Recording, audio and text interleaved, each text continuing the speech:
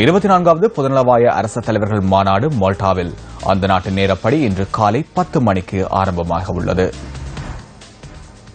24வது பொதுநலவாய அரசு தலைவர்கள் மாநாடு இலங்கை நேரப்படி பிற்பகல் 2:30 மணிக்கு ஆரம்பமாக உள்ளது. உலகுக்கு பெருமதி சேர்க்கும் நோக்கத்துடன் மோல்டாவில் இன்று ஆரம்பமாக உள்ள 24வது பொதுநலவாய அரசு தலைவர்கள் மாநாடு எதிர்வரும் 29ஆம் தேதி வரை சான் ஆஞ்சலோ கோட்டையில் நடைபெறவுள்ளது.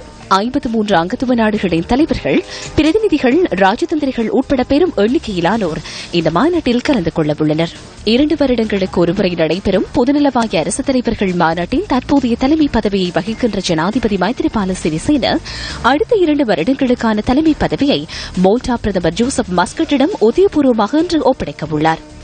இது தவிர பிரான்ஸ் ஜனாதிபதி பிரான்சுவா ஹாலண்டே மற்றும் ஐக்கிய நாடுகள் சபையின் செயலாளர் நாயகம் பான் கி மூன் ஆகியோரும் இம்முறை பொதுநலவாய அரசு தலைவர்கள் மாநாட்டில் விசேட அதிதிகளாக கலந்து கொள்ள உள்ளனர். பொதுநலவாய அமைப்பின் செயலாளர் நாயகமாக கடந்த 4 வருடங்களாக கடமையாற்றி வரும் கமலேஷ் சர்மாவின் பதவிக்காலமும் இந்த மாநாட்டுடன் நிறைவடைகின்றது.